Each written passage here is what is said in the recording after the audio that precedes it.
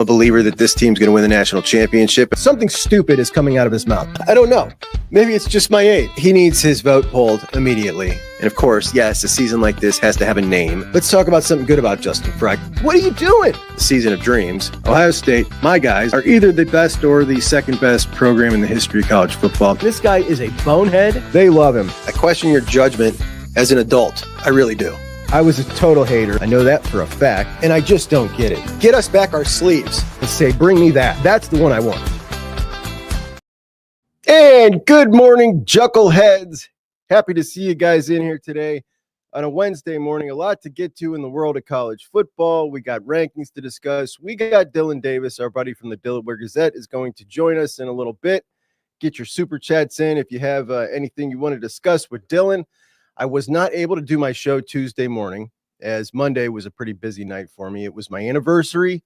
My wife had pneumonia.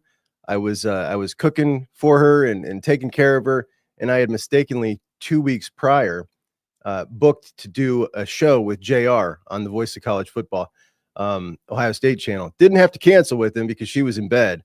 That would have sucked. But anyway, we were on there on the Voice of College Football, and that is founded by my man, Mark Rogers, the man with the most perfect diction I've ever heard in my life. And he has got a new book out, and it is called Disputed National Champions, College Football's Historical 1990s Reset. I've just begun it. It's a $10 book on Amazon. Really good read, starting off great. I love college football history, and this is a snapshot at a decade that I think was really, really interesting, really fun, really consequential to where we are today. So Mark's going to be on soon with me to discuss that, some other college football stuff. I will make sure to let you guys know when that's going to be. I'm really excited to talk to Mark. So just over a year ago, I used to listen to podcasts, did not know that all the podcasters I listened to had YouTube shows. And Mark's one of the first people that I found on YouTube that I did not know. Like, I never listened to him in podcasts. I just found him here. So he was one of the first ones I listened to that was kind of like, this is really cool, man. I would like to do that. So going to be really, really neat to have him on Juck on Bucks. Anyway, so I was on with JR on Monday, and it was a call-in show. And I met something that I did not know existed, and that was a cocky Indiana football fan. I've met cocky Indiana basketball fans, never a football fan. It really caught me off guard. But this guy, for 40 years, has been supporting Indiana, only to watch them suck the vast majority of the time. And it's people like him that I've kind of been rooting for this Indiana story as we go.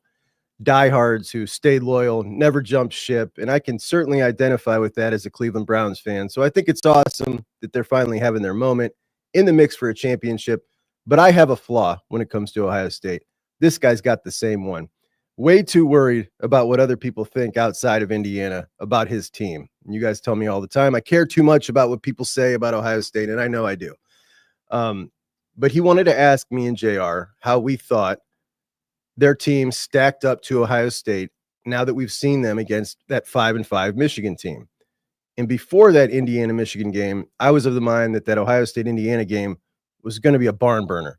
That Indiana offense, the type of offense that makes us want to pull our hair out. Curtis Rourke with the back shoulder throws, pinpoint accuracy, talented receivers, a running game to go with it. Defenders that always seem to be in the right position, fundamentally sound. They remind me of Iowa, Kansas State, teams like that that just play like they never beat themselves. And Indiana reminds me of them, but they also have more skill players.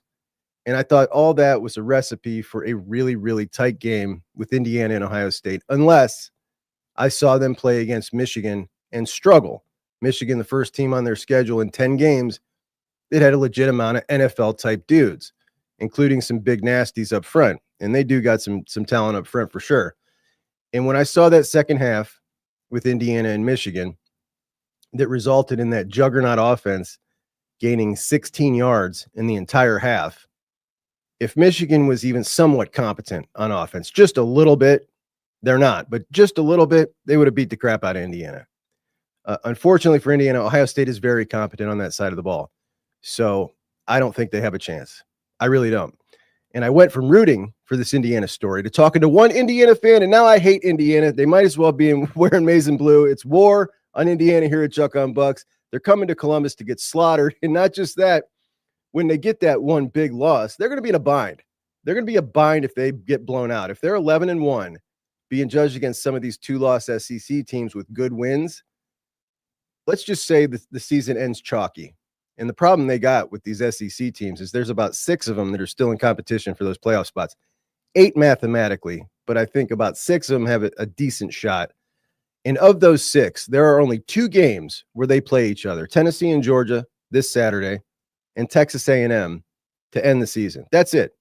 Which means if it ends pretty chalky, there's going to be a whole lot of those 2-loss SEC teams at the end. And Indiana, their best thing on their resume could potentially be a close game at Ohio State. If it's not close, they might have a serious problem.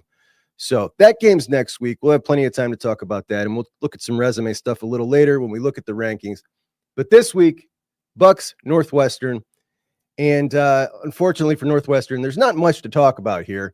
We definitely have had some games in the past that were closer than we would have liked with Northwestern. I remember a game where my boy Tyrell Sutton from up here in Hoban, you guys probably remember him, some of you, small running back. He was awesome for Northwestern. That was a good game. In 2002, we had that game with that crazy weather. The Buckeyes were averaging like 50 points a game. They scored, it was 21-7.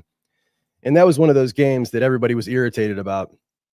I was too. I didn't realize fully understand just how bad that weather was until after that game. But Ohio State's 65-14-1 all time against Northwestern. They have won 11 straight. And before that, the streak was 24.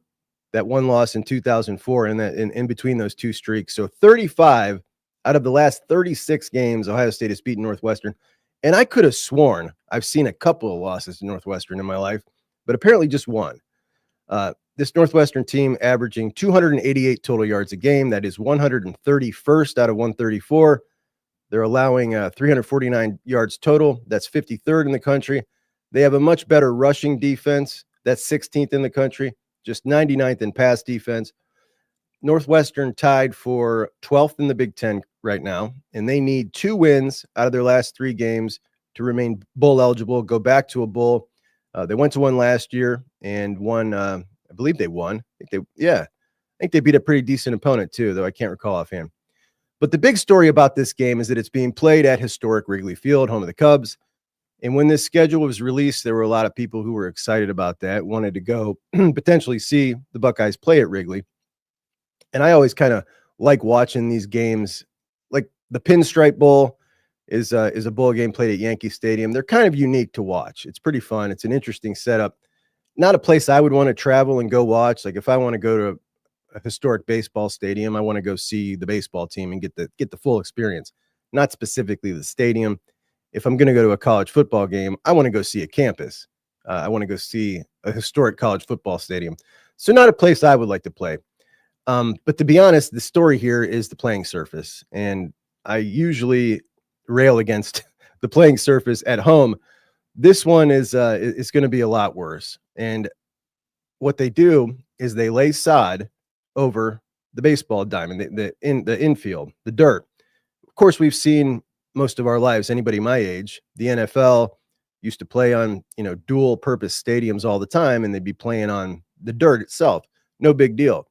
But when you're laying this turf right on top of it, it doesn't have time to root, to take root. And last year, the game against Iowa in Northwestern had some serious issues. I'm going to pull up a couple pictures here. They had to look at this. I mean, these are craters in the field. This isn't like 2006 Ohio State, Michigan, where chunks were flying out. These are craters. They had to delay the game. Like, look at this. The holes in the field. You got 2 300-pound guys and they're squared up. Something's going to give. It's either one of the 300-pounders or the turf they're anchoring to. And in this case, it was the turf more often than not. So, seems like somewhat of an unnecessary risk when Northwestern built that little stadium behind their facility. They've got Soldier Field. I get that a lot of people think it's cool.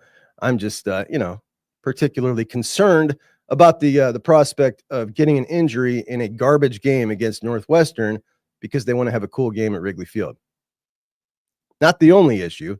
Obviously, you've all probably seen the brick walls, how close they are to the back of the end zones. Like some of these configurations, it's just not made for football, man. I mean, it's comical looking, really. But Should be cool. Let's just hope we get out with no injuries.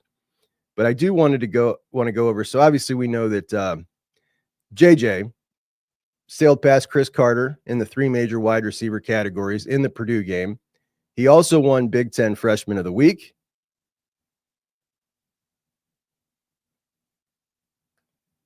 That's his graphic from Ohio State that looks like aliens behind him, and then you realize, oh, they just chopped up 7 or 8 heads. I don't know what that's about.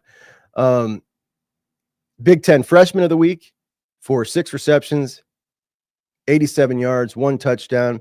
He now tops Alabama's Ryan Williams in all those categories, by the way. But he wasn't the only one that won awards. Trey won the Ohio State Offensive Player of the Week, and he also broke the school record and moved up to, not the school record, he moved up to 6th all-time in rushing yards, passing JT and Braxton Miller, which I did not even hear, but that is awesome. JT and Jack, 2 guys that will forever be linked by Ohio State fans. They shared co-defensive player of the games. JT had 4 tackles, half a sack, 1.5 TFLs, 1 forced fumble, 1 quarterback hurry, and 1 PBU. That is quite a line. Jack had 5 tackles, 1 touchdown, 1 fumble recovery, half a sack, and half a TFL. Will Howard won the Big Ten Offensive Player of the Week last week, which is excellent. 4 total touchdowns, 260 passing yards, 80% completion percentage. And I wanted to talk some more with Dillon about that one. Caleb Downs. Caleb Downs is now a semifinalist for the Chuck Bednarik Award, one of just 20 for that Defensive Player of the Year award. And in addition, the Ronnie Lott Award. Now, Caleb has always cited Ronnie Lott as being one of his inspirations, the guy that he models his play after. And that award doesn't just recognize personal play. It recognizes character, athletic excellence, and all that jazz. And it sounds like an award that really fits Caleb Downs. I would love to see him win that. The last Ohio State Buckeye we've seen win that, James Laurinaitis. We have since seen 3 of our rivals players win that, including last year with Junior Colson. Time to turn that around. Caleb's certainly deserving of an award like that. Obviously, the way we play defense, he doesn't get to stuff the stat sheet, but what he does for this defense, he's the most valuable player on it. And that Lott Award is a very small award. It's like this big, but it's made like, I don't know if it's granite or marble on the bottom of it. It's heavy as hell.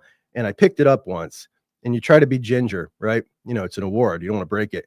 There's no gingerly picking that thing up. You got to yank it. So pretty cool.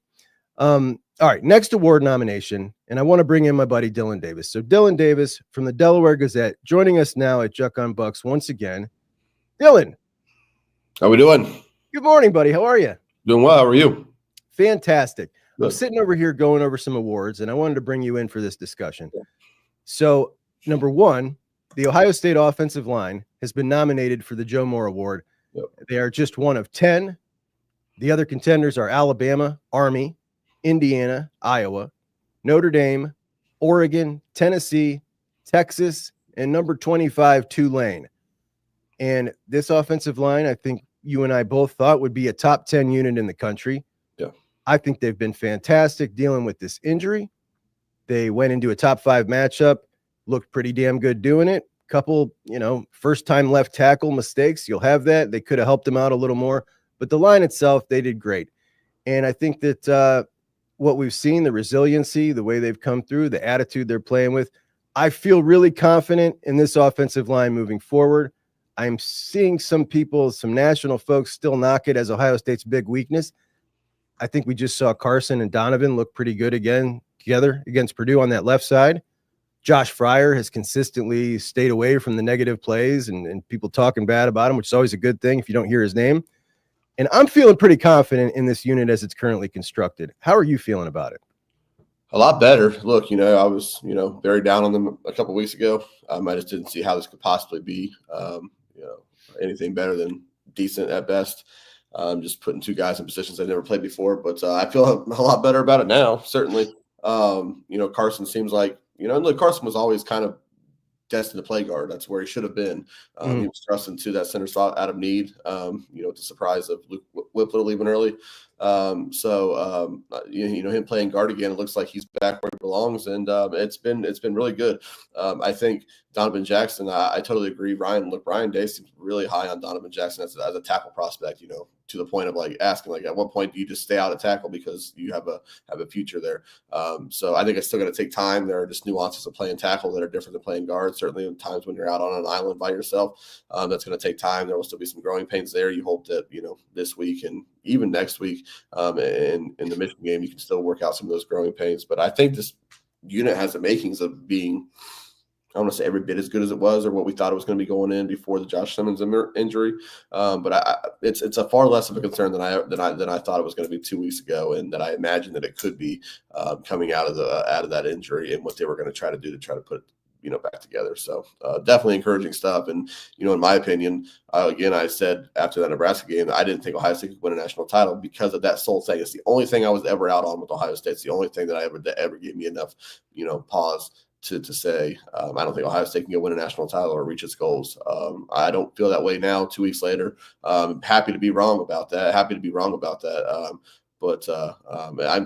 Admittedly, I am shocked by it. I really legitimately am stunned that the Ohio State's offensive line has performed this well. And again, there's still a couple big football games left in front of Ohio State this season, but I'm really surprised that they performed as well as they have, and it's far less of a concern for me. And if that's the case, if it's not going to be a concern, then there's nothing else that Ohio State doesn't check in terms of the boxes to go win a national title. So let's talk about the box that a lot of people didn't feel was checked coming into the season. Some people still don't feel that way. I want to have a conversation about Will Howard, and I want to go back to the beginning when it was announced that he was coming, when we all, kind of dug into who Will was as a quarterback, our expectations, the knock on him, obviously, the deep ball. We'd seen the stats. They weren't so hot. More than 20 yards downfield. He was something like 75th in the country. It wasn't so good. His completion percentage may be a bigger concern. In his career, 53%, 54%, 59%, and last year, 61%. We knew that Kansas State was ready to move on from him and move on to Avery Johnson, which I didn't take as a total shun. You kind of can understand. He's a hometown boy, one of the biggest recruits they've ever had. They're really excited about him. And the interceptions as well. But what was good about him, the RPO game he really excelled at. Stellar inside the 20, could run. But many people thought this was not going to be an upgrade from Kyle McCord. Many people were irritated that this was the guy Ohio State chose out of the options in the transfer portal. I was of the opinion that this was definitely an upgrade. And while he was limited, he was maybe just what they needed if they took advantage of his skill set. I'm pretty sure you felt similarly. Am I far off? No, not at all. Look, I wanted Cam Ward. We're talking about just the player himself, Mm-hmm. And when we were talking about transfer quarterbacks back in that at that time, I wanted Cam Ward just in terms of we're just talking about the player himself. I said, go pay Cam Ward. I understand there were other things that factored into that, as is the case with any player or recruit for that matter. But when it came down to Will Howard, and it's certainly the moment that Chip Kelly came to Columbus, the moment he was hired, those two pieces together, I thought, yes, this is Ohio State handled this about as well as they could. Maybe it was partially, luck. So they fell into Chip Kelly after already having Will on board. But after that happened, I thought Will Howard was just a fine fit for this offense. I never understood comparing him to Kyle McCord or saying that this was a lateral move, moving on from Kyle McCord and moving to Will Howard was a lateral move. Didn't understand that at all. I never understood that. So, I was generally excited about Will Howard when they brought him in. Certainly after the Chip Kelly hire, I thought that was a really good match for Ohio State's offense. Funny thing is, it hasn't really played out the way I thought it would in terms of Will Howard being in Chip Kelly's offense. But still, the end result has been, I think it's been a really good relationship, those two guys. So you would say he's exceeded your expectations? Yeah. I don't want to say he's blown them away, but he's exceeded them. Yes. I think it's 2,200 yards, 22 touchdowns, 5 interceptions through. I'll pull it up here. Let's pull it up and we can take a look at it.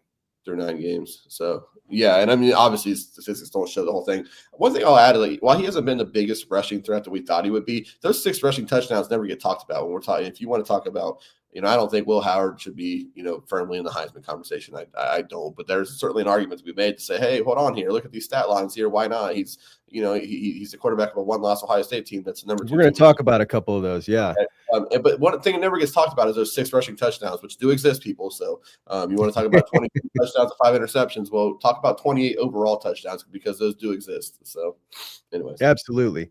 So I was just kind of taking a step back, remembering the expectations, because I've seen Ohio State getting knocked by some Buckeye fans just this last week for not taking Cam Ward. And while, I was with you, I thought, that was the more exciting play to go after Cam Ward. This wasn't some obvious slam dunk. Like they were both, NFL scouts had them both rated as 5th round picks. These are, one wasn't. Cam Ward certainly had his knocks, right? Like we saw the highlights. They were great. There was also a lot more lowlights than Will had. And you never know if you're going to get that out of somebody or if you're going to be able to turn him around. He's turned around in Miami. Good for him. But that wasn't some slam dunk decision. And bringing in a guy with a lot of risk maybe wasn't the best idea on this team.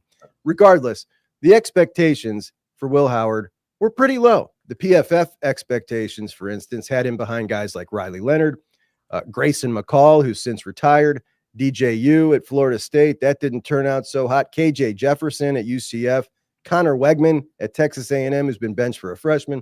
He was 27th out of 27, or 27th on their quarterback list. And I'm just reminding myself of all these expectations. And the biggest knock, the accuracy, which was a huge concern.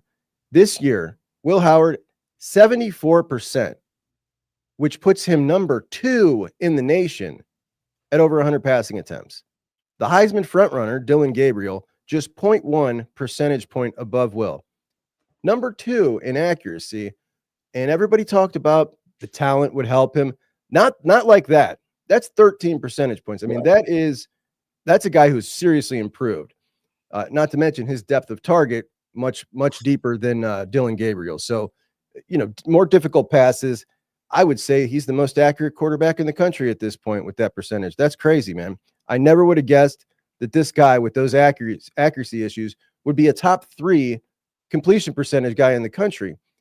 How about passing touchdowns? Tied for 6th in the country. That's not even factoring in those 6 touchdowns. Quarterback rating, 5th in the country. Sacks, 112th in the country. Red zone offense. Ohio State's red zone offense in 2023. They scored a touchdown 64% of the time in the red zone. This season, Ohio State is scoring a touchdown 88% of the time in the red zone. That's first place. Go ahead. No, I think that's probably one of the things where when you ask me if he's exceeded expectations, one of my biggest things for Will Howard is how good Ohio State's been in the red zone. And it's a big part of that is certainly Will Howard for multiple reasons. It's something we overlook, isn't it? I mean, it's absolutely. It's got to be one of the biggest stats for an offense. But when you look at this Ohio State, sure, you can say Chip's done a lot of it, but we look back to last year, Will Howard's Kansas State offense was number 1 in that stat too. So, this has definitely got a lot to do with Will Howard. And what I'm getting at here is I think we all collectively had pretty reasonable baseline expectations. This guy has absolutely destroyed those expectations. I did not think for a second he would be anywhere near top 5 in any of those categories I just talked about. Like, not for a second. I mean, in my wildest dreams I did, but if you ask me, like, what are your expectations? Top 15-ish in most of those kind of categories. And then you would get some more off his leadership, which, by the way, staggeringly great, the type of guy you want representing your institution. When you see him at the press conferences, when you see the guys react to him, tough as an offensive lineman, like, sign me up, man. Sign me up. If we would have known this ahead of time, absolutely. So he's exceeded these expectations by far.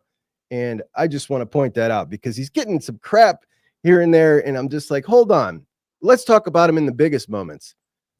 Yeah. Against Oregon, he drove him down the field. And if JJ doesn't get that penalty, they're in very makeable field goal range. Well, right? Yeah. Even before that, I mean, he was 6 of 8 on the field goal drive to take the lead in the fourth quarter. He was 6 of 8 on that drive. I mean, he had multiple drives in the first half where he was, money. I don't know. The Nebraska game, yeah. that was a drive to win the game. The Penn State game, while not good, he immediately snapped out from those poor plays. When we see a lot of people, that eats him up. He snapped out of it, and you won the game. And the ball was in his hands, getting a first down at the end. I just think that he's been a bit undersold as maybe a potential weakness on this team, and I think he's really been a strength. Oh, I entirely agree, without a doubt. Look, there's certainly an element of, Ohio State's weapons, helping him out, which that's not a knock on Will Howard. Anybody would be so fortunate to have that. Oh, by the way, if you go to the NFL and look at some of these quarterbacks and the guys they've had to throw to through the years, like that matters. Like that's part of it. That's why you hear guys talk about, they wouldn't be where they were at without, whether it's an offensive line or the weapons they've had, the players they've had. That's part of the game of football. So there's certainly an element of that, but he's absolutely been an asset, a weapon. And you talked about his leadership as well, and something that you can't quantify or you can't, it's not a tangible thing that you can talk about or point to. It's certainly one of the best elements on the team in terms of leadership. Personally, it's been a joy to watch him and cover him. Just getting to talk to him, how real he is in the post game, how forthcoming he is and willing to share, why he does things, what happened here, his willingness to own it. It's been a joy to watch him. But in terms of just the football team itself, he's been an asset. I don't understand how anybody could think otherwise. He's not CJ Stroud. Ohio State doesn't need him to be CJ Stroud. He's never going to be just one CJ Stroud. Yeah, exactly. So, and he's not even in this, you're not even in the same, conversation in terms of just pure quarterback talent that CJ is, but they don't need Ohio State doesn't need him to be. Ohio State needs him to be everything he has been. Just don't turn the football over in big football games. And so, I think it's been great, better than I could have imagined. I went from a hopeful skeptic to a Will Howard guy, man. I'm a Will Howard guy now, but I do want to look. And you brought up the Heisman. No, he's not a serious Heisman contender. But let's take a look at those Heisman odds, where he currently sits 12th, behind guys like Bryson Daly, Cade Klubnik, Quinn Ewers, who, I mean, when we look at some of these stats here, so we've looked at Will's, and 28 total touchdowns, 2,700 yards. We know about the quarterback, the completion percentage and all those other stats. We look at Dillon Gabriel, who's played one more game than him. So he has almost 100 more attempts. He threw the ball 40 times against Idaho because he had to in that game. I mean, these are pretty damn similar. We look at yours. Yeah. I mean, his numbers aren't even close. How about Cade Klubnik? Damn near identical numbers, quarterback in Clemson, who has had a pretty down year. The kid from Army, who, hey, all respect. We just had Veterans Day. Love the kid, but he's ahead of Will. Right. And even a guy like Shedeur Sanders, who's, kind of been tearing it up this year. Yeah. Will Howard's numbers pretty damn close to him. So I just think it's time that we at least recognize, this is not some guy who's just come here and been average. He's been very, very good. Yeah, no, I totally agree. If I had a Heisman vote, and I don't, but if I had a Heisman vote and it had to be just quarterbacks, I don't think he's probably one of my top 2 votes. But to not even having the conversation and to have him behind some of the guys, I hadn't seen the odds until yesterday, and I heard some people talking about it. And I was blown away by some of the guys they have in front of him. It's just wild. He probably wouldn't be one of my first 2 quarterbacks I would vote for. But at the same time, the fact that he's not even in the conversation or nobody's even considering the fact that he's been one of the better quarterbacks in the country this season. Well, I'll say this: if this year wasn't, so this year is kind of unique, where we got 2 outside quarterback position players, and Travis Hunter and Ashton Genty, who were going to be in New York. But if that wasn't the case, I think he'd have a shot with a couple of good games down the stretch here to get to New York, and that would be a huge accomplishment from what we thought he would be. But I totally agree with that. If those guys didn't exist, but they do. So, but I mean, bottom line is just give the guys. I'm not saying he needs to be in New York ceremony. Just give the guys flowers and say, "Oh man, Will Howard's been one of the best quarterbacks in the country," because he deserves as much. So during the preseason, during the spring, we've been talking, for a long time now. Both made a lot of predictions, a lot of speculations, and we can only go off of limited stuff. We don't get a ton of access to practices and whatnot. We speculate off of things we see and things we hear. I made a lot of predictions. One of those on a national level was I predicted Big 12 champion Kansas to be rolling at this point. They have 3 wins. That was a bad one. It could be worse. Florida State. A lot of people picked them to win the national championship. I had them outside the top 10, 11, but outside the top 10. But with our Buckeyes, I made some predictions as well. So I want to talk about some of the best, some of the worst. And I'm going to start with a couple of lousy ones, Dill. Jack over 12 sacks. I had way over. Matter of fact, I set that number at 12, but I think a lot of the Buckeyes were with me on that, over 12 sacks. I also had Luke Montgomery in the spring as a starter before the spring started. And that was looking real good during the spring. And then all of a sudden, Luke Montgomery disappeared behind Tegra and Hinsman, and Austin Sarabel came out of nowhere. So there are a couple of loser picks. Any bad ones for you? Well, I also had the Luke Montgomery starter thing. I thought if Ohio State's offensive line was going to be anything close to what it needed to be to go win a national championship, I thought Luke Montgomery needed to be a starter because I thought he was one of the more talented guys they had in a room that didn't have a whole lot of natural talent, from the naked eye anyway. Certainly I don't coach the offensive line, but I thought Luke Montgomery needed to be. As it turns out, he wasn't going to be, nor did they really need him to be. I had a couple other, general misses. I really thought CJ Hicks was primed for a big year. Now, whatever's going on with this Jack thing, and if it's here to stay or if it'll continue to evolve in the weeks to come, maybe he still has a role to play if he's not in the doghouse. We'll get into that. Yeah, I thought he was primed for a big year, and certainly that hasn't materialized. Possibly my worst take of the season happened just 2 weeks ago when I thought this offensive line would tank Ohio State's chances to go win a national title. Like I said, I'm here to say that that might not be the case, and that might have been an overreaction. I don't think it was a complete, wild overreaction. I think there was every sign that could potentially happen. So, but it might have been an overreaction nevertheless. And so that might be my worst take of the season so far. And also, I think we both missed on Will Howard's running threat and what that would be in the offense. Again, there are still opportunities ahead, and as the stakes ramp up, where that might still ultimately be the case. But to this point, we've missed on what impact that would be for Ohio State's offense. So, without a doubt, if you'd have told me this far into the season he'd have 100 yards, I'd say you're out of your mind, man. This kid can pop 60 yarders. Yeah. All right, let's go a couple good ones. So, yeah. Obviously, we both were like all the JJ stuff. Like, yeah, that was pretty much a layup, though. Let's go something that wasn't totally obvious. Edric Houston making a serious impact on this defense, getting some serious playing time. I was in on that all the while. And now that he has made a start at Ohio State as a true freshman, I think I can count that as a W.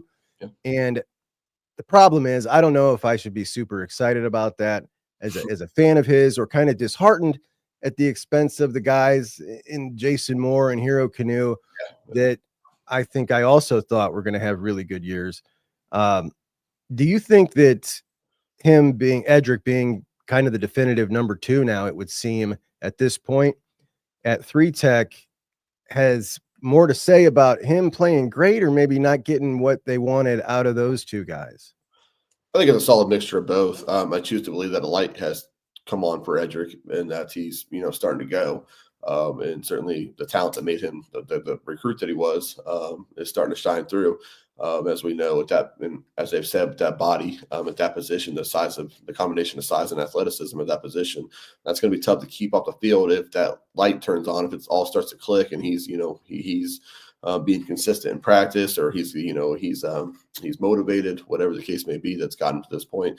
That was going to be hard to keep off the field. So I think it was part of both. But I would totally agree that surely Larry Johnson's probably underwhelmed by what other options were out there that motivated him to put Edric on the field in that position. So certainly a case of both. So I mean, it's probably disheartening to some degree, but also if Edric turns out to be a difference maker at that position, a depth piece, obviously injuries could tank anybody's season. But if Edric ends up being a difference maker at that position, a depth piece, and they're able to stay healthy, and you have that guy, waiting behind that top unit, that's still a really positive development for Ohio State this season. I don't, with all due respect, I don't care, if Jason Moore just isn't figuring it out, or Hero Canoe, or whoever the case may be, as long as Ohio State has the dudes to roll in there throughout these big football games. I don't care. And frankly, I want to see guys like Edric get on the field as these 5-star true freshmen. Because in the era of the transfer portal, you're never guaranteed to hold on to these guys. But the quickest way to all but guarantee that you're going to hold on to them is to get them on the field early and show them their place moving forward in the defense. So I'm excited for that as well. Yeah, you make a great point there. I mean, in the transfer portal era, you're not guaranteed to keep these guys around. And it's also something that I think, when we look at other teams kind of on the level of Ohio State around the country, Ohio State been very slow to start young talent compared to these other places. So I'm really excited for it. As far as his performance, I was stoked, man. And I'll tell you what, the attitude he showed with that penalty, which I know you don't want penalties. You want to live and learn, and I think he will. But just to see that kind of dog in him on the field, yeah, I liked it. Give me some more, man. Give me some more. The kid's a dog. And when we saw Ryan Day talk about him in his press conference, it's always very revealing to me when you see one of these coaches that has coached thousands of guys. And the way he said, he's like, we got one here now, and you could just tell, okay, what they're seeing behind the scenes is, yeah, this dude is everything that he was rated to be. He's all that. So that got me really excited. And then he backed it up with this play. You were at the Purdue game.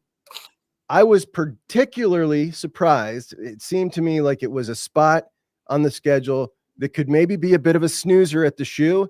And it felt to me watching from my TV like the crowd was a little more juiced than a normal November noon snoozer. Am I wrong? Did it feel juicy to you? I don't think you're entirely wrong. Look, you can never be sure about, yeah, entirely wrong.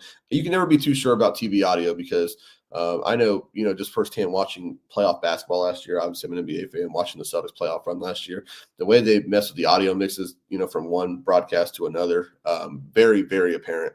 So you can just never be too sure how the audio mix is working for these broadcasts. Look, about half hour before kickoff, that stadium was 80% full. About a half hour before kickoff, maybe not even that, maybe like 70-75%. So I had my concern that this was going to be one of those atmospheres that you just for now. What is it usually since you go to every game?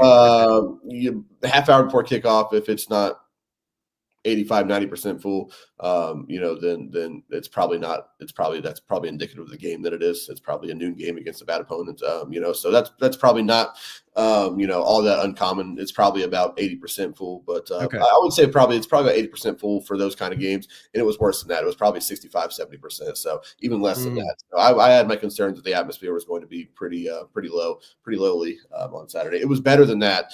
I don't know. Again, I don't know if it was as good as what the TV broadcast suggested, but it was certainly better than what I anticipated a noon game against a terrible, terrible Purdue team would be. So Buckeye fans, kudos to them for the most part. It didn't last long, in the second half, it was dwindling fast. That crowd, but in general, it was better than I thought it would be. Frankly, it's an absolute joke that we're sitting here talking about this. Kudos to Buckeye fans for semi bringing the juice, for a game. But in general, that's where we're at, and it was better than I thought it would be. So good to them. Well, you want to talk about bringing the juice, man? I am surprised at how much traction the pushback against the 6 straight big noon kickoffs has gotten. This is everywhere. Yeah. So kudos to Buckeye fans for saying like enough is enough. Unfortunately, I don't think we can do anything about it. They just got us by the stones, man. And it's the Big Ten's fault. It's Ohio State's fault for not lobbying in those meetings with the Big Ten that make sure this doesn't happen. And in a season like this, where Michigan is down and Ohio State's a national championship contender, this is just what it's going to be until this contract is over. I don't see any way out of this. I don't see them feeling like, oh, okay, we'll do them a solid. Like Fox can't change their time slot. They're at 12. They can't say, okay, we'll trade the evening slot with NBC and have them on primetime. That's not happening. And they're not going to pick a lower rated game. They're going to pick Ohio State in this situation. It's just what it is. They can't pick Oregon or USC when they're at home because those are West Coast games. I don't see any way around it other than Fox conceding, and to think that would happen would just be naive. You're absolutely right. It's a shame. No, you're absolutely right. It's not going anywhere. The worst case scenario is certainly, the 2 best teams in the Big Ten being Ohio State and West Coast Oregon, because that means Ohio State's going to play a ton of noon games because they can't do it with Oregon, obviously for obvious reasons. So,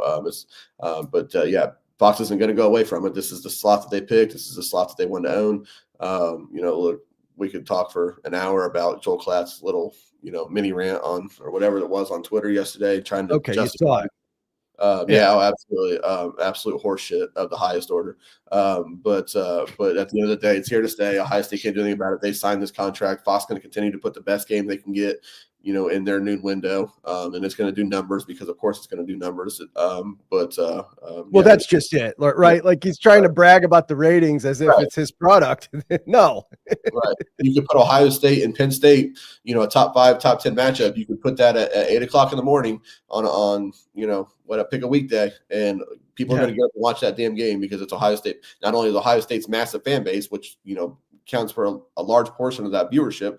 But national college football fans are going to get up and watch that game because people are going to want to see a top 10 football game between two really good programs. So it doesn't matter. It's the fact that he thought that had anything to do with the slot itself for Fox and not the games that they have was just absolutely asinine. He's been a big topic around here from the Buckeyes this week, brother. Not happy with the clap, man. Did not like Gus's call. Yeah, that was on the game. Did you watch the TV copy back when you got a little bit of it, but I certainly saw that clip everywhere of that call. Okay. To think that Jack Sawyer's first career, probably only career touchdown in Ohio State, the place that he grew up, just idolizing the fact that that's his call forever, that he'll see that, hey, his grandkids pull up, grandpa's touchdown against, and that's the call that they're going to get to listen to. It's just that's a travesty. I don't know what happened to Gus. Again, that's a conversation for a different day. I'll prosa. Listen, this is what I think happened. I don't think, and I'm just trying to give him the benefit of the doubt here. I think that he was trying to convey through the way he was. I think he was trying to convey like this one's really gotten out of hand. You know what I mean? Like I'm not going to rub it in. Like I just think that like sometimes he tries to convey messages with what he's calling to kind of give a depiction of the game. And I think his depiction of the game was this one's way out of hand now. And unfortunately, if he could do it over again, I'm sure he would change that. He's definitely someone who really respects Ohio State and seems to really enjoy calling Ohio State games, but that sucked. I think you're absolutely right about what he was trying to convey there, but it didn't have to be, didn't have to sound like he was reading the line at the eye test at the DMV. It didn't have to be that boring and bland. It could have been something a little bit better, but I think you're right about that. But the shine's been off for me for Gus Johnson for a little while now. It was cool, for a couple of years, but then it just became annoying to me. Everything about the Big Noon product sucks, in my opinion. Well, listen, I will say though, Dylan, the fact like 10 years ago, and I talked about this earlier this week, 10 years ago, we would watch noon games were like Wake Forest, Boston College times 10. There was 10 of those matchups if it wasn't Ohio State on. And Big Noon has made the time slot, not just by putting a good game on, but by other schools, other networks putting a good game on to compete with them, relevant, which I'm happy about. So now I got college football all day. And it's also taken away when we used to have 4 big games for a weekend. They would all be at prime time, and not except for the 3:30 SEC. Now they're staggered out, which I appreciate that. But we get saddled with everything. It sucks. I don't know how much you want to get into this conversation, but forget what it means for the fans, and obviously that's part of it. But what it does to Ohio State for recruiting, credit to Stephen Means. He has a really good video. Their video after Ryan Day's presser yesterday, he talked about this. I saw it on Twitter last night. He talked about this in really detail. He hit the nail on the head. I think it's something that most people know. It's kind of what I was asking Ryan Day about yesterday in the press conference. He didn't. Really, you tried to ask him. He wouldn't bite. No, but Stephen Means, he hit the nail on the head. So if anybody gets a chance to go to his, Twitter profile and watch the video. But what it does to Ohio State's recruiting, what it means for recruits trying to get to Columbus for their visits, not only just the quality of the game itself, but then, the quality of their time in Columbus, or whether they even get to Columbus for these games or are interested in going to Columbus in these games. It's a real thing. It's a real thing. I don't know, Ryan Day can shrug it off, all he wants to. And I know he understands this as well. He just maybe didn't want to talk about it in the moment, but it's a real thing for obvious reasons. Even if you didn't have specific examples, which Stephen Means did a good job of pointing to specific examples. But if you didn't have specific examples, you could just think logistically. Kids on the West Coast who, especially early in the season when their seasons are still going on, kids on the West Coast have a game on Friday night, aren't going to get to Columbus in time for a noon game, the next day. It's just not feasible. It's not logistically not feasible. So it's a real thing for the program. Certainly sucks for the fans as well. I like a good noon game. That's not the problem. I just don't want to go into every big Ohio State football game that's coming throughout the season and say, yep, it's going to be a noon game. Of course it's going to be. Fox is going to grab that for a noon game. That's. I think Ryan Day had an opportunity there to really take the back of his fan base, and he totally biffed it, man. He totally biffed it. That was a layup. Wouldn't have got him in trouble with anybody. Just give his thoughts on it, and really win over some people. that may be on the fence, because that was an opportunity to be like, oh, my fans are pissed about this. It's not my fault. Let's have at it. And he biffed it. Anyway, where are we at here? Let me get through my notes. Sorry, Dill. I got some more questions for you. No, you're fine. You're fine. Oh, you brought it up earlier. The CJ Hicks clip. Yeah. What were your thoughts? I did a little 10-minute video on it the other day, but what were your thoughts on, not specifically the blowback or anything, but first, just his sentiment? It seems like obviously he really wants to make that move. That's what I took from it, that he wants to move down to edge.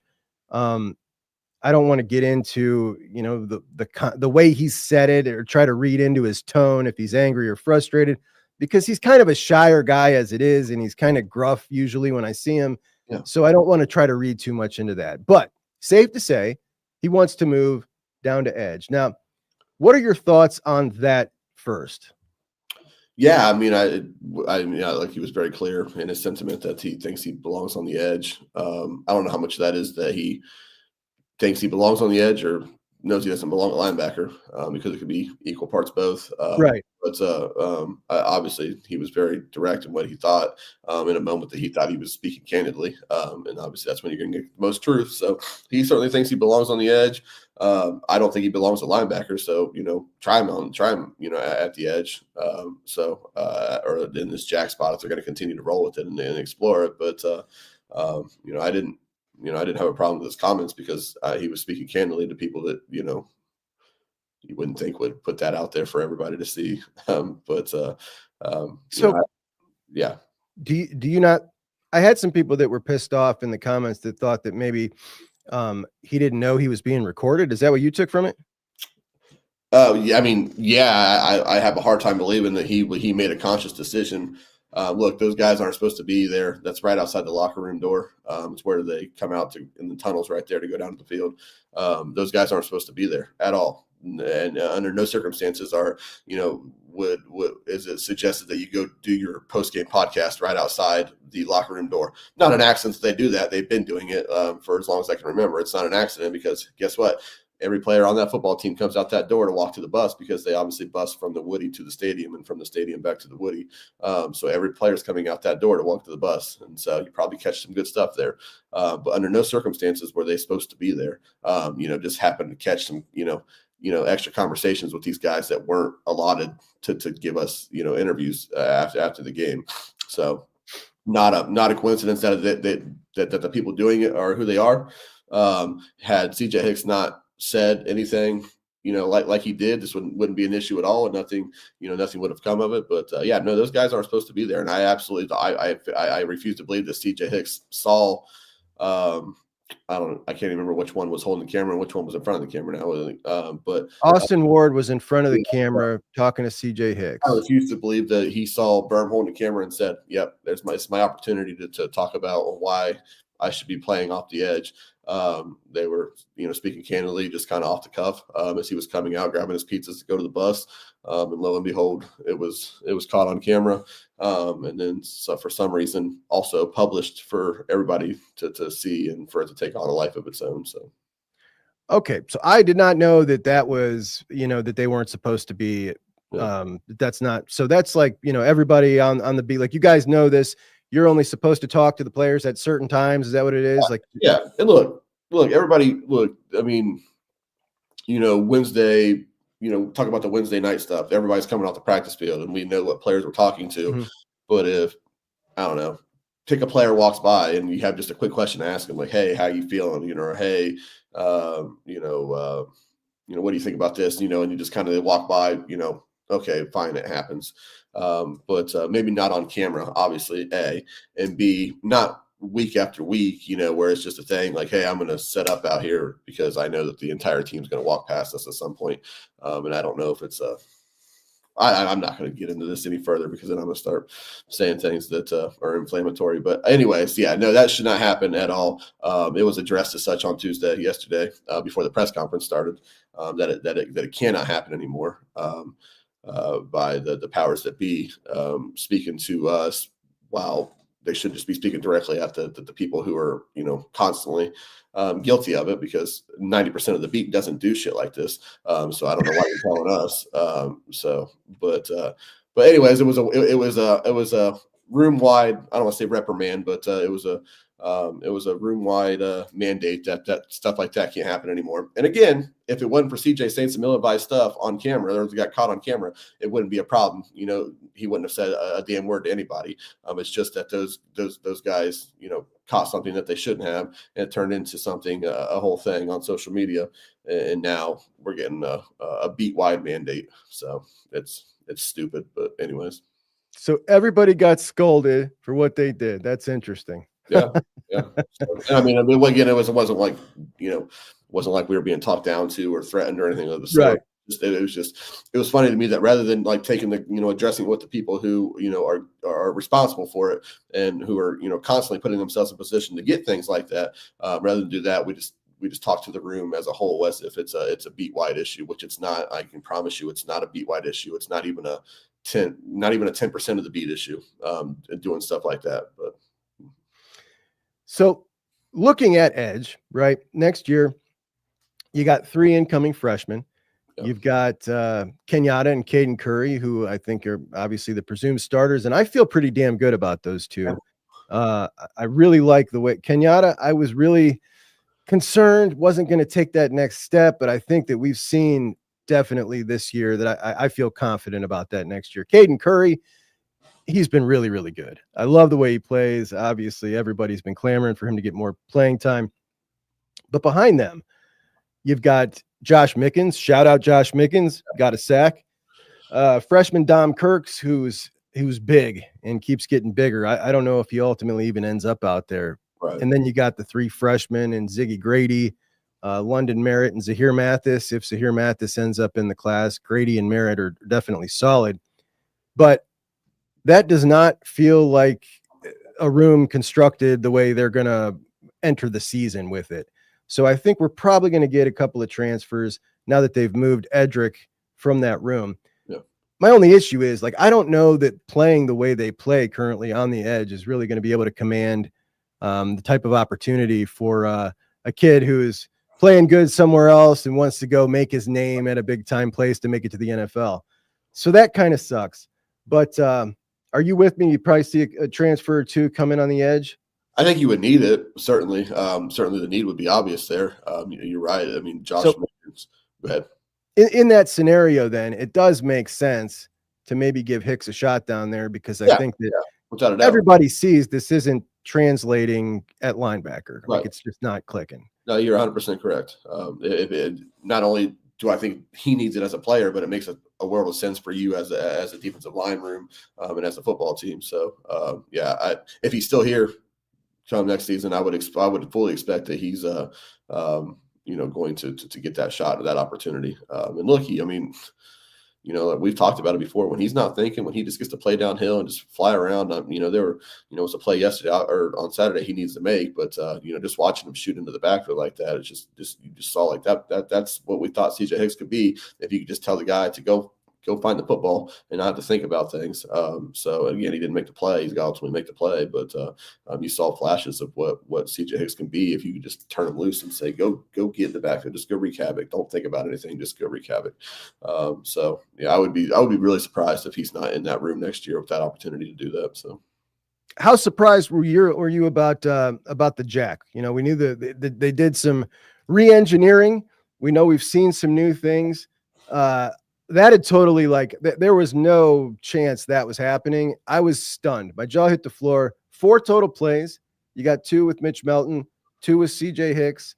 A couple of those plays, you had some blown assignments or missed tackles that gave the impression, along with Joel Klatt, that it was a disaster, which it wasn't. But four total plays, and Ryan Day talked about it at the press conference. What did he have to say about it? What did you think about it? Well, certainly I wasn't surprised at anybody. I thought that was dead and buried, never to be seen again, at least certainly not this year. Until we talk about it again in the spring as a possibility, like it's going to be apparently the case every year. We'll talk about it in the spring, and when push comes to shove, it's just not a thing. But I was as surprised as anybody, without a doubt. I don't I don't care how it looked. If you're, for one, in 4 plays, that's not much of a sample size. And 2, just to get it out there on film and do it suggests that like they like what they see or they're interested in exploring it. I don't understand it. I didn't understand it at all. On Saturday, I still don't understand the timing of it and why now. I understand that the Purdue game, the situation was probably right for being able to work on some things, but being in November, I don't think you have a whole lot of time to just feel decent about something and then try to do it against, I don't know, say Indiana next week or, in the Big Ten title game. Like, I don't think there's enough time to get to a point. I could be wrong, but it doesn't seem like there's enough time to get to a point where they feel good about doing this, in big spots. So it just seemed kind of like, oh, wow, I can't believe they're doing it. But also, like, why are they doing it? Like, why are they wasting their time with it? So I understand the change-up comments and having enough change-ups so offenses can't game plan for you, really easily. But that's not a change-up. That's a whole different – that's not a change-up. That's a, I don't want to say a philosophical shift, but it's something different than a change. It's something more than a change-up. It's not just something they can throw at a defense, so that they can keep them off balance. So, I don't know. As in terms of Ryan Day's comments, I actually don't remember what he said on Saturday. I know talking about it yesterday, he mentioned that they'll see how it fits moving forward, and that's kind of the thing I say is like, you're trying to see how something fits moving forward, buddy. It's November, and nobody loves to talk about November more than Ryan Day. Like, I don't think it's the time to see how it fits moving forward. That's a good point. It's a good point, but I was just really excited, man. I was really excited myself because, I'm just I don't know. It's when they talked about re-engineering and doing some new things, I thought, all right, we're about to see, some havoc being wreaked. And I think that adding that in can be something it can be a little boomer bust, but I think that we can definitely see some juiced up plays, giving those offensive coordinators a little more to think about. I think it's all a good thing if they maybe practice it a little bit more, but you're going to need some practice for sure. Anyway, Dill, that's all I got, my man. One more thing, and that is I was very excited with Chip Kelly coming here that Ohio State was going to up the plays per game. As I looked at Chip's stats previous years when he was coming in, the plays per game was a thing that he still believed in. He was still pumping out a decent amount. And last year, Ohio State ranked 93rd in plays per game. That was the 5th straight year plays per game had dropped. This year, 99th. They've gone down again. I couldn't believe it. Now, the middle of the pack of the country runs about 70 plays a game. Ohio State, 65. And if you math that out, that is a game and a half's worth of offensive plays that you're giving away by running so slow. And I just don't get it. You got a good offense. You got a good defense. I can see if you're trying to hide something here. I don't understand it. What do you think the philosophy is here on running so damn slow? I don't understand it at all. I know, partially to some degree, Ohio State has 17 touchdown drives of 5 plays or fewer this season. So that certainly factors into the sure. Plays. I think it was 10 more of 6 plays, exactly 6 plays, touchdown drives. So, those factor in as well, but I don't understand it as well. But I also think that, you talk about change ups. That's something that when you need to do it, maybe it's still there for you. I don't really have a strong opinion on why that's the case, but certainly don't necessarily agree with it myself either. What'd you think of the Indiana-Michigan game? Any do you feel any differently coming out of that game about Indiana? Well, look, I've been on the record. I don't know how many Indiana fans you have, so if you have a few, and not many. Sorry, we're good. Because 3 weeks ago, even this was before Ohio State's offensive line issues, or what I assume are going to be offensive line issues. I was on the record saying Ohio State beats Indiana going away by 2 touchdowns plus going away. Even after the offensive line issues, I still felt that way. And after watching Indiana struggle on Saturday with that Michigan team, I absolutely feel Ohio State is multiple scores better than them. Look, Indiana ran for, I want to say 40 yards on 28 carries, with something like 1.4 yards a carry. If Indiana can't survive in that game next week, if they can't run the football any better than what they were able to do against Michigan, and it's not going to be much easier for them to do that than it was against Michigan. So that was very concerning if I'm an Indiana fan, if they can't run the football any better than that. I still feel like Ohio State, I felt like this the entire time. Maybe it is just, brand bias, but I don't think it is. But, you want to talk about brand bias, and with all due respect to Cignetti, and he's a hell of a coach, that is still Indiana talent over there, and I know talent doesn't, equate to wins all the time. If it was, Ohio State would have had, 10 more national championships in the last, 2 decades. But at the end of the day, that's still Indiana talent over there, and it's still Ohio State talent. That is still a sizable gap in talent, no matter how how you feel about Indiana, how you feel about Cignetti, how you feel about this run around. That there is going to be a sizable talent gap when Indiana comes here. They are going to have to be flawless to hang into that football game, and have a chance to win that in the second half. I have every doubt in the world that they're going to be able to do that. So I would continue to say Ohio State wins that game running away, and not bat an eye at it. Big brand bias, Dillon. Listen to you SEC Ohio State honk. No, I mean, there's something to it. He's upgraded the. Look, I'll give this guy credit, man. The evaluations that he did at getting those guys at JMU, those dudes that transferred over, like recruiting those guys, developing them. There are some guys there. This is, there's some NFL talent on that team that he brought with him, that he evaluated, that he, developed at JMU. It's really impressive. Interesting to see when this runs out, when they turn over that roster, what happens. Yeah. Is he able to continue this? Is he able to, is the investment going to come in from Indiana to give this guy some NIL funds, or, they support the basketball team like that? I mean, you cover Big Ten basketball. I'm wondering how much they want it. Like, how good does this feel? Do they want to continue being this? Because it's going to cost them if they do, both to keep Cignetti and in the NIL department. So it will be interesting. But I'm with you, though. I did think Indiana had a better shot in the game against Ohio State than you did originally. Coming out of that game, nah, not anymore, bud. Yeah. Not anymore. Steely Matt asks, do we get a running back in the portal? So next year, you're looking at James Peoples as your presumed number one. You've got 2 stud freshmen and Isaiah West and Bo Jackson coming in. You got TC Caffey going to come back from his injury. Sam Williams-Dixon. That's your 5-pack. I feel really good about James Peoples. Absolutely. I feel really good that Isaiah West will be ready to go, like a freshman who's ready to go now. Bo Jackson, I think he's probably right there. Most people probably put him ahead of Isaiah West. I'm big on TC Caffey. I hope that he gets trained. To me, Sam Williams-Dixon is just a guy. I know a lot of people are excited about him too. What do you think? I would be surprised. I'm not going to say they won't get a running back in the portal, but I feel strongly in saying it's not going to be very high up on the priority list at all. Part of that is how excited they are for James Peoples, how excited everybody should be for James Peoples. If we want to go back to the hits and misses, not that I said that, James Peoples is going to be the next, Doak Walker candidate at Ohio State, but I think I was clear from day one in the spring that, like, James Peoples, people were worried about Ohio State's running depth behind Quinshawn and Travion. I said, hey, James Peoples is ready to play. He's going to be ready to play and be, that third guy from day one come August, and he is. James Peoples is legit. Ohio State will be just fine if he's their feature back next year. So I don't think they're going to be in the market big time. I'm not going to say they won't add one at all, but I don't think it's going to be a priority, nor should it be for Ohio State. All right, my man. I appreciate you so much for joining me, buddy. You've got the big game, the Wrigley game, which you will not be going to. Yeah. You'll be watching this one with your old man. So excited to go home.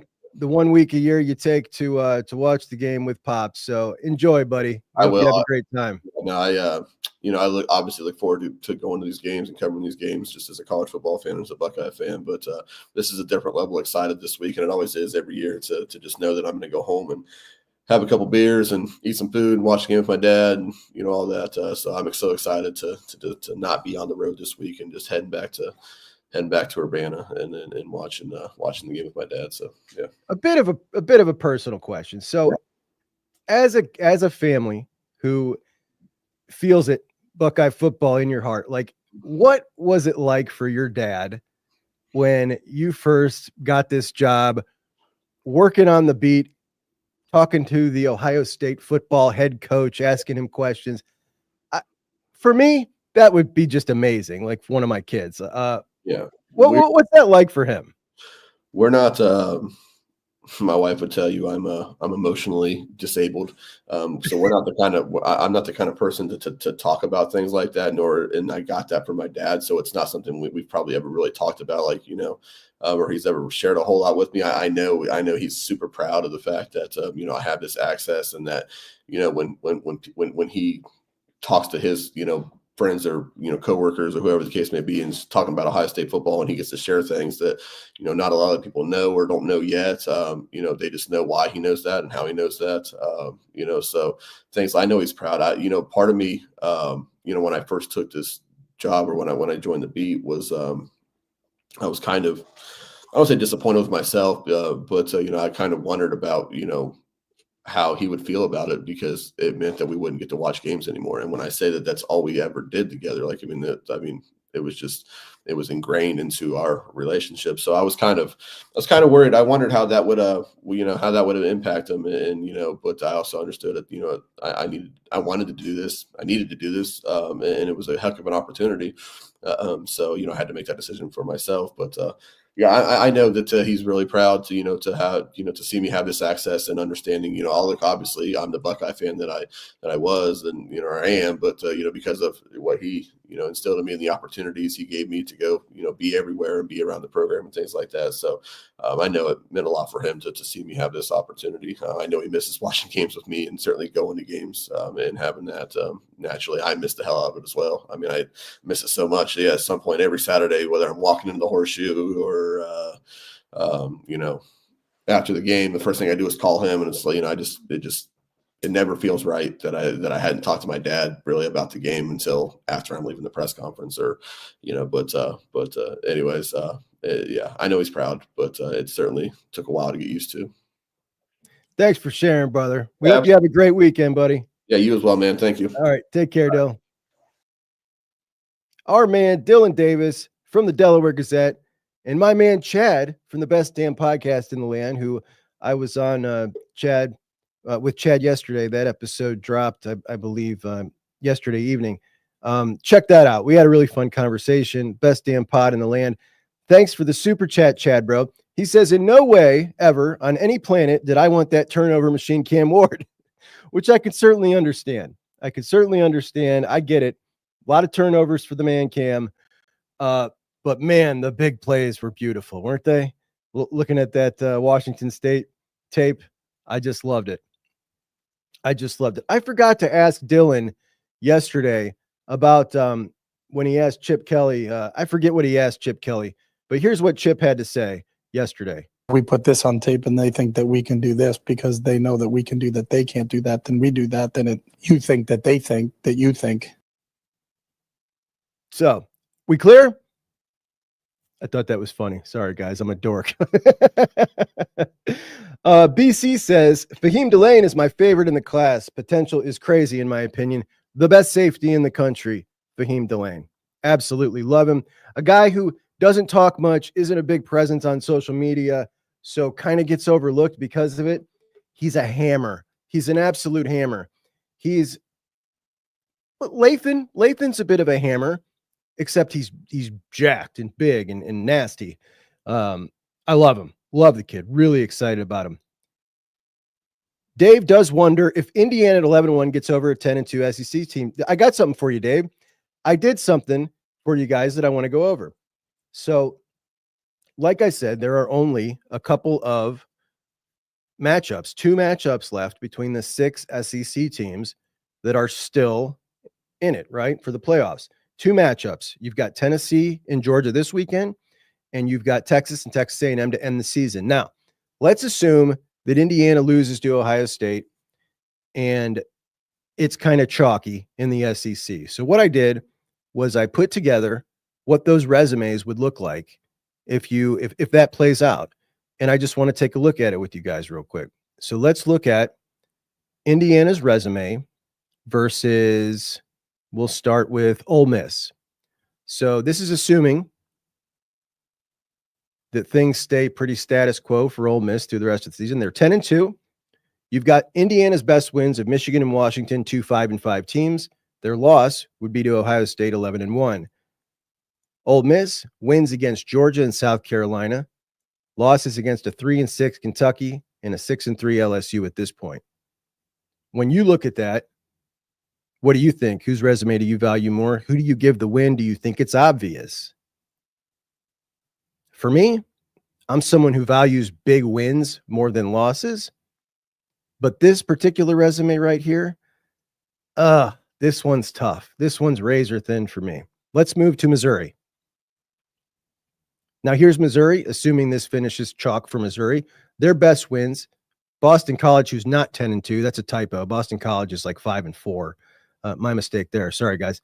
Boston College and Vandy. So two not great best wins. And we know their losses, while to two great teams, were absolute blowouts. So Indiana clearly beats Boston College or Missouri. Missouri's out. How about Georgia? Would you look at this resume here? This is if Georgia beats Tennessee, which means they will have gotten blown out by Ole Miss and then bounced back and beat Tennessee. So kind of, redemption there. But you're talking about wins over Texas, Clemson, and Tennessee. Those are the three best wins of anybody in the country. And then their two losses to two 10-2 playoff teams. I mean, to me, that resume is much more valuable than Indiana's, just resume-wise. We can get into all the metrics of who's best and whatnot, but keep in mind now, we're talking about an Indiana team after they've hypothetically lost to Ohio State, right? So the best thing on their resume is what? It's if they can stay close with Ohio State. That will be the best. That's better than beating Michigan at home or beating Washington, to me. Like, if you can stay close with Ohio State, that's your biggest bonus. So Georgia beats them here in a head-to-head. In the committees, I'm almost certain the committee gives that to Georgia right there. I would too myself. How about Texas? Texas's best win, Vandy and Michigan. This is assuming that they lose to Texas A&M. If they don't lose to Texas A&M, they're going to the SEC championship.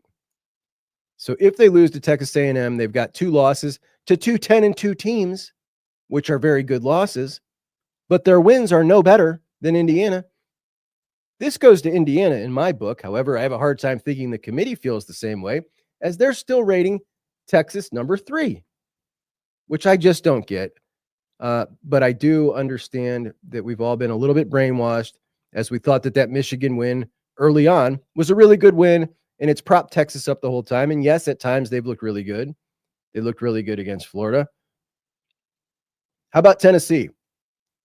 In this scenario, Tennessee has just lost to Georgia. They are now 10-2 because currently they only have one loss. If they beat Georgia, they're looking good to get to the SEC title. But their best win, Alabama, a great one, and Vandy, a ranked win. Well, no, it wouldn't be ranked. That'd be the last game of the season. They play Vandy, and Vandy at that point would be 6-5. They beat them. Now they're 6-6 to 500 team. So you got one good win. Their best win after those two is NC State. Pretty trash schedule. You've lost to 10-2 Georgia, and you've lost to crappy Arkansas. Whose resume do you value here? Which team do you value more? Just resume-wise? That's another tough one for me. To be honest. I feel like that's a razor-thin one there. Razor-thin. Indiana did just jump them. They did just jump them in the rankings, which we'll go over in a second. But first, we got two more teams. Let's take a look at Indiana's resume versus Alabama. Alabama, best two wins, LSU and Georgia. Losses, Tennessee and Vandy. So one really quality loss and two really quality wins. And not just that, but the way they looked against LSU. And I just think that that's the scariest offense in the country when Jalen Milroe is playing like that, like just embracing that he can just be an athlete and doesn't have to try to be something he's not and just go for it, man. And he was just unbelievable. So this resume contest, this goes to Alabama for me. Tell me what you guys think. A&M. This is assuming that they lose to Texas. Did I not have that on there? No, this is assuming they beat Texas. Okay. So they beat Texas. So you've got Texas, Missouri, and LSU as three huge wins. Then let's assume they lose in the SEC championship game. Georgia, Arkansas in the SEC championship loss. And the reason we're doing that is because if they beat Texas, they're in the SEC championship game.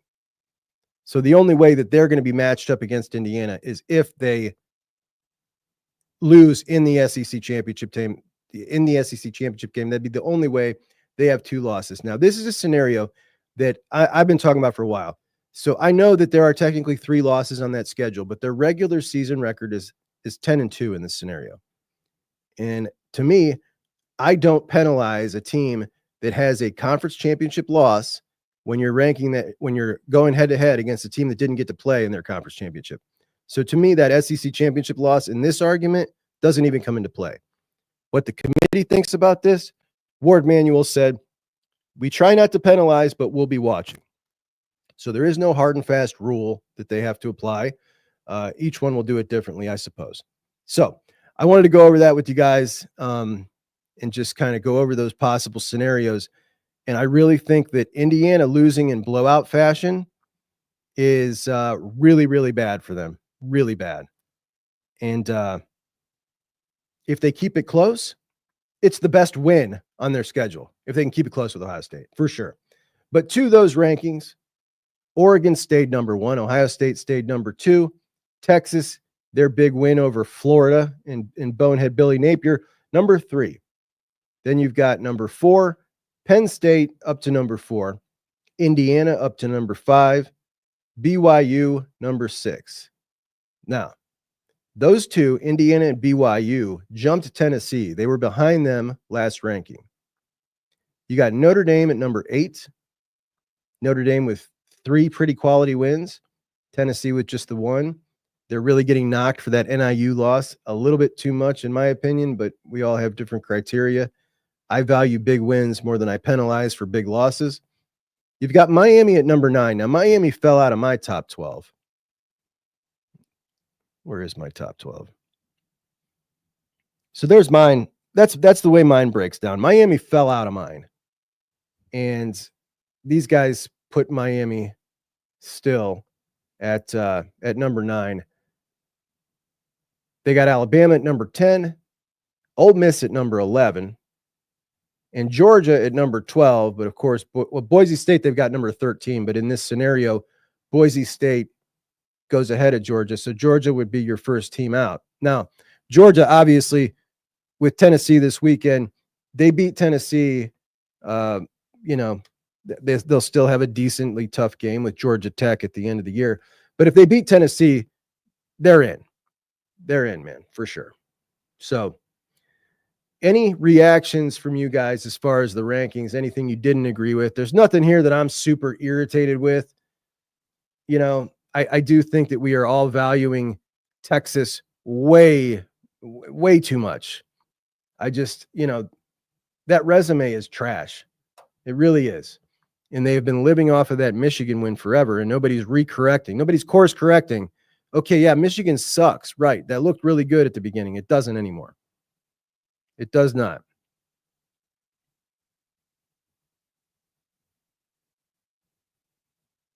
Thanks, JR. Appreciate you, buddy. How we doing? JR? Guys, JR and I did a call-in show the other day. Check that out.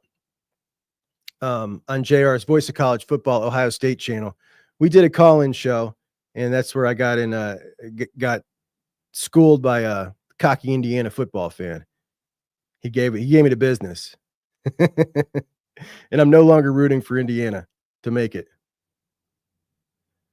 Steely Matt says it's cold here in Ohio. Bro, it's the warmest it's ever been this time of year. I feel like it's summer out.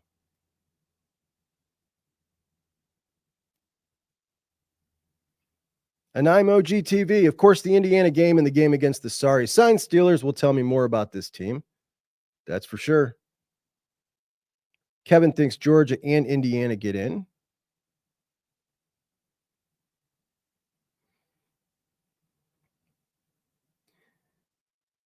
All right, guys, I want to take a moment for a word from Juck on Buck's sponsor.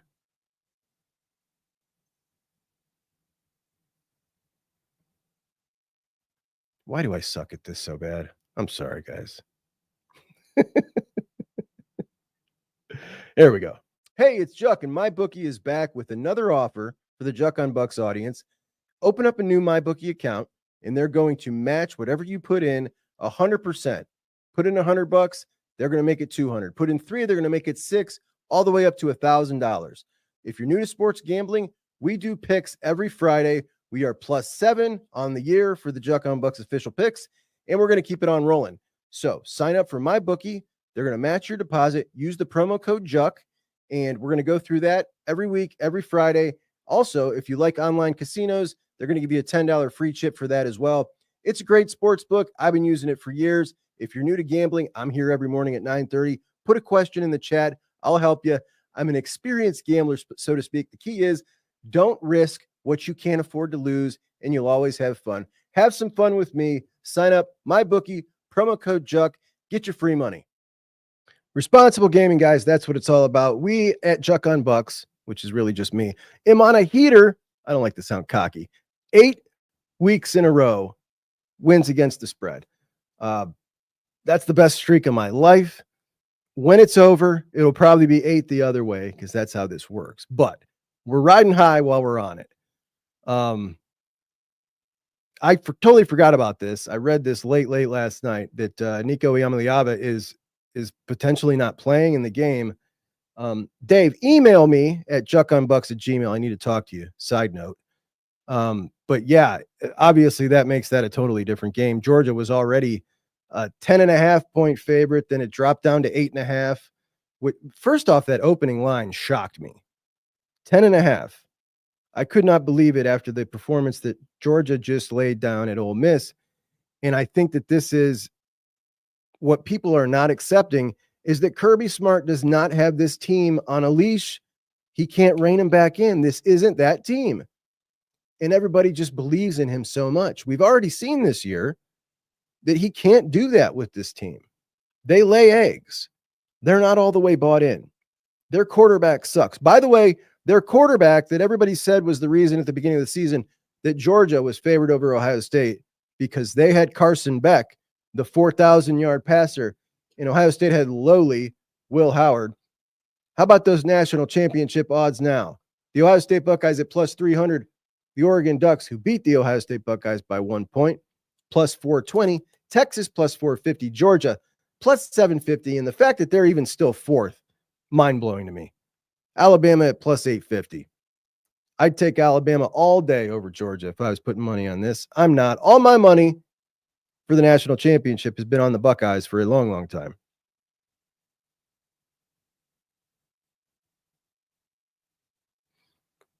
Dave says, Army beats Notre Dame to go undefeated, then loses to Navy on 12-14 after the final playoff rankings. That would be unbelievable. And what are they going to do about, are they going to move that game now? You know, like, if these two are going to keep being good from time to time, you really want them included in this. They still got a game that they're playing after the final rankings.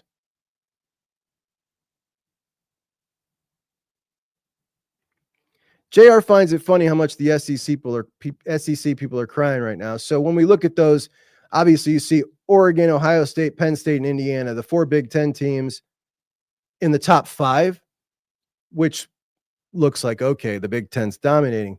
But when you go down the top 25, that's it for the Big Ten. Nobody else in there. The SEC has Texas, Tennessee, Alabama, Ole Miss, Georgia, Texas A&M, South Carolina, LSU, Missouri. You know what I mean? Like a lot of different combinations and ways that they can potentially get 5. And only, you know, the Big Ten's only getting 4 at the most. The SEC, with that Indiana and SEC 2-loss team deal, could potentially get 5, depending on how that goes.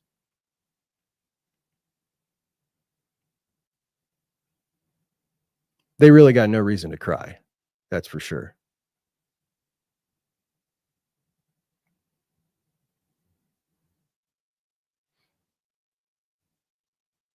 I think our best games are going to be against coming. We need these games like Purdue and Northwestern to get back in a rhythm. We'll play our best football in the biggest games coming up. I like the way things are going. I think this is set up great. I think the schedule has been really nice to have this little dip right here before you get hard again.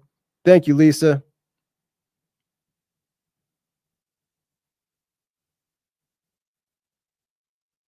Yeah, Dave needs some help. Dave, I've got picks for you every week, buddy.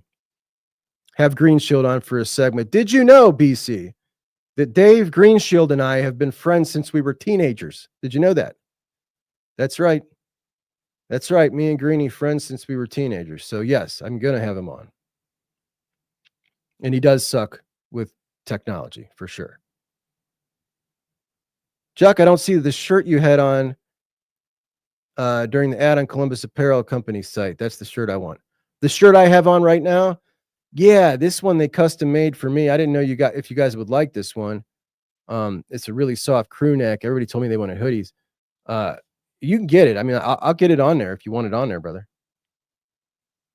I got this same style in black and red, Juck Eyes, Juck on Bucks, 5 different versions, because they take care of us at Columbus Apparel Co. The white one. Which white one? Terry, my buddy Terry, is rooting for Notre Dame because he doesn't want an SEC team taking their spot. Yeah, if Notre Dame loses another game, they're cooked. And that will go to a 5th SEC teams for sure. Yeah, they're cooked. They're really getting, in my opinion, a little too much heat for the NIU loss. And I know that it's a horrible loss, but I just feel like a loss to a team that you're supposed to beat by 1 million, no matter if they're playing the MAC or if it's a lowly Big Ten team, it's the same thing. It all has the same ingredients. You didn't take them serious. You got caught slipping. And I penalize those teams, the Notre Dame or whoever loses to a team that they're supposed to beat by 3 touchdowns. I penalize them all accordingly. It's a category, right? You lost to a shitbag. You get penalized accordingly. It doesn't matter to me that the shitbag was in the MAC or it was Purdue. Like, you screwed up. We all know what that is. And the fact that it's a MAC team, like, you know, I get it. I understand why people are giving them more crap about that, but there are other teams who've lost to teams like that this year, and they just don't happen to play in the MAC. What's up? Drink it. William McBride needs a Duck Eyes version. He needs a duck on Duck Eyes. The one I'm wearing in the ad. Oh, the one I'm wearing in the ad. Coincidentally, that is not a Columbus Apparel Co. shirt. that is previously when I had to pay to get shirts done. I don't have to do that anymore. Thanks to Columbus Apparel Co. They hook us up. But that one, yeah, that one's not. So that I can get that something similar to that made. I can do that. They'll do whatever. They're awesome. All right, Mika, you ready?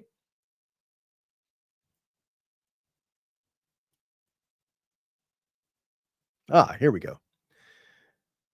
We talk a lot, Mika, you and I, about recruiting. Okay.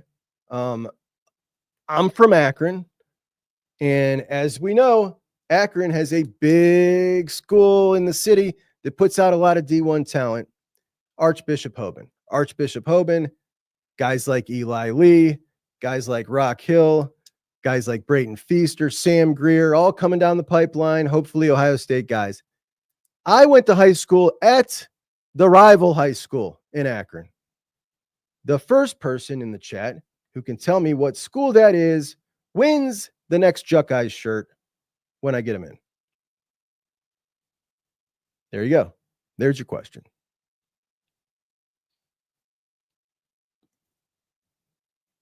BC won it in 0.2 seconds. That was amazing. St. Vincent St. Mary is where I went to school.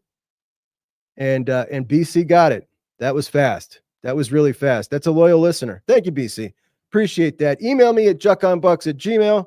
You win today's Juck Eyes shirt of the day, the Juck Eye of the day, BC.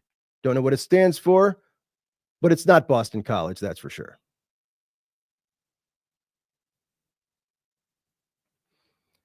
Troy hates Notre Dame, but he's also biased. St. Mary's, that's the second half of it. You know, I don't know if you guys have this, but like in Northeast Ohio, we had all the boys' schools merge with the girls' schools, and they have joint names. And I wish they would have just taken on one damn name. Villa Angela, St. Joe's in Cleveland, St. Vincent, St. Mary. It's just obnoxious. Can we just be one name? You know what I mean? I get that each parish once represented, but geez. Anyway, Richie Dubs nailed it too. I'm sorry, guys. Just one winner when we do it. I tried to set my girl Mika up. I know Mika knows that. Drink it. Could use an extra dirty vodka martini. I have no idea what that means. I'm not a drinker, but that sounds disgusting. Troy's very bothered by the NIU loss. We lost to Purdue and Iowa a few years back, and it was instant elimination. But Troy, it would not have been in this system. Not even close. Not even close. But you're right. It was instant elimination back then. And that is the one benefit that I had in my mind coming into this system, which, as you know, I didn't like. I didn't want this system. Now that we're here, I love it. But I didn't want it. I was being curmudgeon-y, Juck. Did not want it. But the one thing that I said to myself was, at least we can have a slip-up in a stupid game, and it's not going to kill our whole season, right? That was the one plus. Now there's lots of pluses, and we also get that one. And I know that, you know, I mean, like in that system, obviously that kills Notre Dame too in the old system. This one, not so much. Not so much. Chaminade, Julienne, and Dayton did the same. All the boys and girls schools that merged. It's annoying. So I graduated. I mean, I know LeBron. I graduated 1 year before LeBron was a freshman. But yeah, I mean, we were all still hanging around when that all happened. Yeah, for sure. A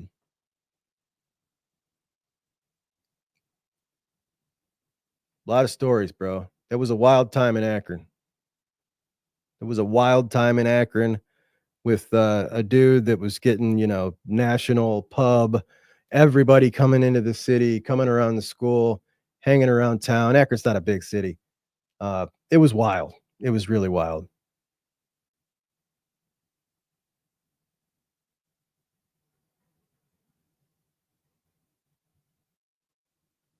All right, my friends, that will do me for today on a Juck on Bucks Wednesday.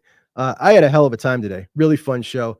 Thank you so much to our guest Dillon Davis for joining us. He's always up. Boy, how about what he said about the about the deal with the guys not doing what they weren't supposed to do? That was pretty funny. He really went all in.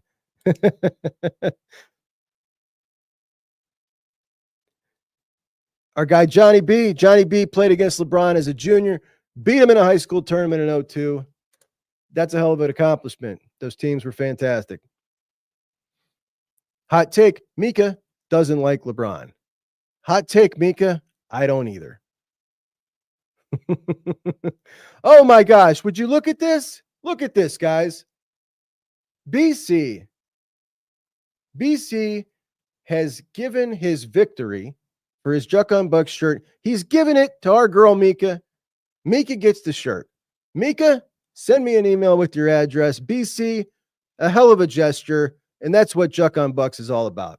Thank you so much for that. You just made my day. Thank you, Steven. This is my favorite part of the day, except for the time with my family at dinner time. You guys are great. I appreciate you so much. I'll talk to you guys tomorrow. Yeah, all right. We'll do it again tomorrow. We'll do it then. Juck on Bucks. Hey, it's Juck. Juck? Who is Juck? Juck on Bucks. Juck on Bucks. Juck on Bucks. Juck. Juck on Bucks. My guy Juck. Juck on Bucks. My buddy Juck. Juck is the Juck. It's Juck on Bucks. Okay. Juck is junk. The Juck Eyes. The Juck Eyes. Juck on Bucks. Junk. Juck. Not junk. Juck.